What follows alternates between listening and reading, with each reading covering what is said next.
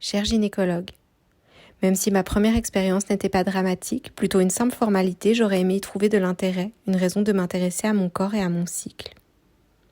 Peut-être qu'alors tout aurait été différent, qui sait. Alors oui, j'ai une part de responsabilité, mais je pense que toi aussi. Et c'est pour ça que je reprends ma plume, je reviens à l'âge de ma première consultation gynéco. Et je t'écris cette nouvelle lettre, cher gynécologue. Je t'écris pour te dire ce que j'aurais aimé. Cher gynécologue, j'aimerais lors de cette première rencontre avec toi me sentir à l'aise, me réjouir de ce moment, car semble-t-il je vais apprendre beaucoup de choses. Je vais découvrir les mystères de mon corps qui changent depuis quelque temps et que je ne comprends pas très bien. J'aimerais me sentir à l'aise dans ta salle d'attente, y voir de jolies affiches représentant l'anatomie de mon corps pour les regarder sans avoir l'impression d'être en cours de biologie. J'aimerais beaucoup qu'il y ait des coussins tout doux, en forme d'utérus, des livres sur la féminité, sur les cycles, les femmes, et aussi peut-être simplement quelques magazines de mon âge. J'aimerais me sentir dans un cocon, sans connotation de maladie ni de gravité, sans cette froideur métallique et aseptisée. J'aimerais que tu m'accueilles avec sourire et douceur.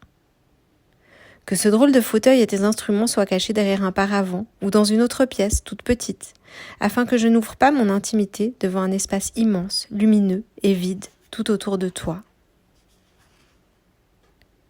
J'aimerais que tu me demandes comment je vais, en m'écoutant vraiment et en t'intéressant à moi.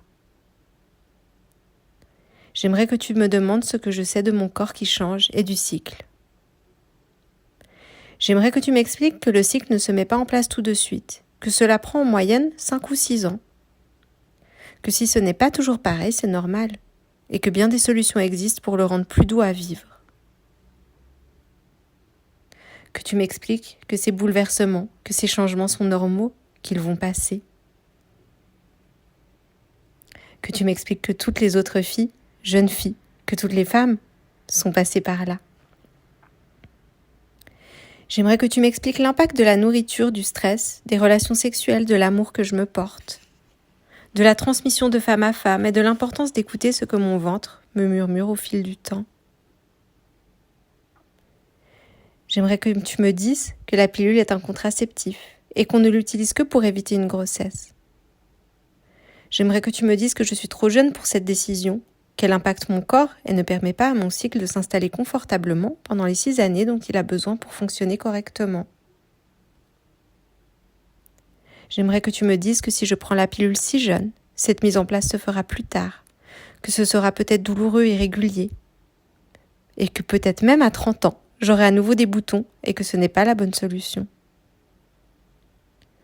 J'aimerais que tu me dises que le moyen contraceptif adéquat à mon âge n'est pas la pilule mais le préservatif, car je n'ai pas seule la responsabilité d'une grossesse et je dois me protéger des maladies sexuellement transmissibles. J'aimerais que tu me dises que même si cela paraît évident, ce sera compliqué, car les garçons puis les hommes essaieront souvent de s'en passer.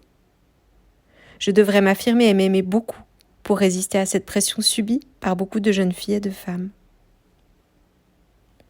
J'aimerais que tu me dises que d'autres solutions existent pour mes boutons et mes douleurs, que tu me conseilles de la patience, de la confiance et des produits naturels pour ma peau.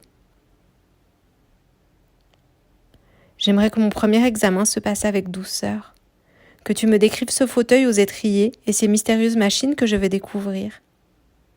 J'aimerais qu'ensuite tu me les montres et m'expliques ce qui va se passer. Alors tu pourras me laisser seule un instant pour que je me déshabille. J'aurai à ma disposition un peignoir ou un drap pour me couvrir en attendant ton retour.